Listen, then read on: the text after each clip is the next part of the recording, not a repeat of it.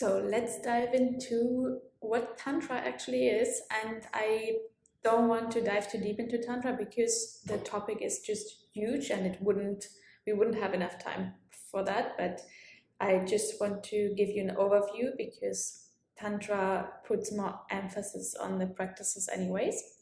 So yeah, since we are working a lot with the practices the next 3 months, I just want to briefly outline what we define as Tantra. So in the West, like most of the people think it's a sexual practice, but it's really not. Like the same amount you integrate sex into your normal day-to-day life, this is the same amount how sex is integrated into Tantra. And basically, Tantra means expansion of consciousness and the liberation of the self. So, and here we have like of Maya, of the illusion of what we think we are, right? And Tantra actually, or the philosophy of Tantra actually acknowledges that it takes a lot of work and that it can be really painful to face these obstacles we have when we try to liberate ourselves, right? To see all of our darkness and all of our shadows and to really work through everything that could be painful and ugly about ourselves. It takes a lot of courage actually, right? And living a tantric life means nothing else than seeing these obstacles and feeling the fear and to move through them very consciously and very focused, with a focused mind and with discipline, right? So discipline is actually a big topic in Tantra. And in our daily life, we mainly use the objective reality. So we use our objective perception. What does that mean? That means that we perceive reality through our senses and the processing of our mind, right? So we feel something and then we realize it in our head, and then we have a reality. So that's how we actually feel, how we like our reality, our existence. That's how we realize what is happening around us, and that's how we realize how we feel to what is happening around us. However, this kind of perception is fleeting, right? So first it depends on how well our senses can perceive. And second, it's depending on how our minds are programmed. So if I perceive something as positive, it could be that you perceive it like this exactly, like the exact same thing as negative, because you're programmed differently. Maybe your family raised you up in a way where you were taught something is bad and I was taught that something is good. So we have completely different realities. And based on that, we perceive things. So our reality is very different from each other. And so that means that we don't perceive reality as it really is, but we perceive reality according to our senses and our mind programming, okay? And exactly because of that, because our mind stores things, we are not really experiencing the moment as it is, without thought, without judgment, without rating. So we are always in our head and always having this like order, like what is good and what is bad. And through that, we actually are not able to live in the moment anymore.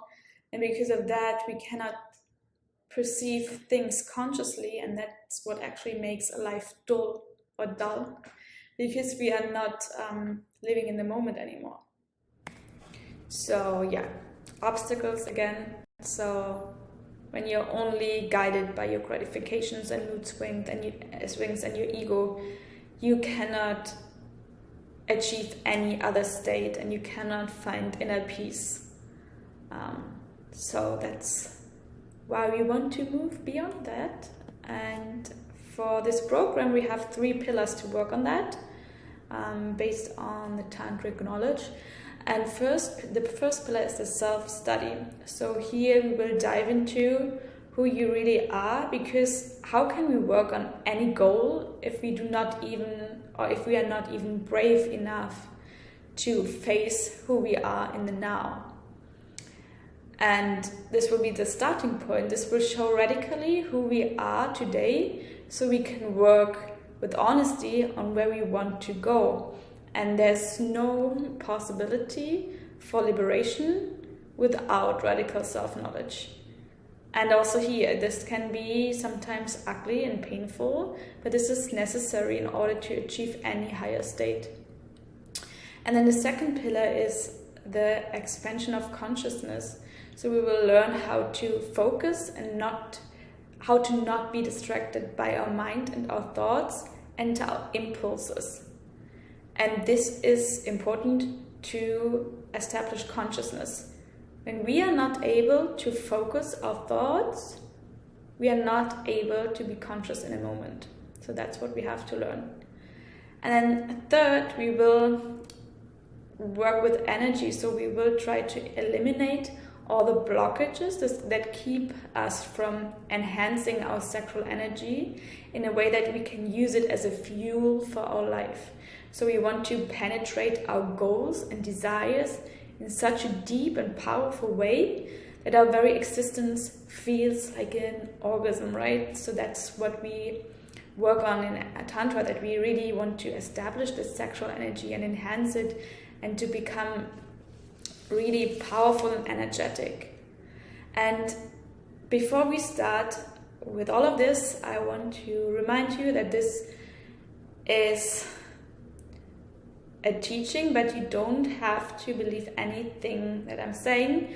This is all about the experience. So try to dive into this journey with a curiosity. And here I want to share with you that it's really not enough to think about the practices. You have to do the exercises in order to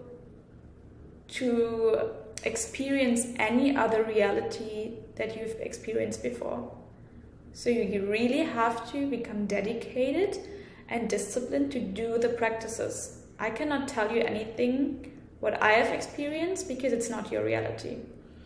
So that's what I want you to make a conscious decision to engage with your practices, with your discipline, to engage with the exercises so that you can actually feel the effects in your body. And yeah, there's no shortcut when it comes to Tantra. So decide now that you don't want to get around it, but that you want to move through it powerfully. And of course, I will be here to remind you of that goal. And yeah, so let's do it.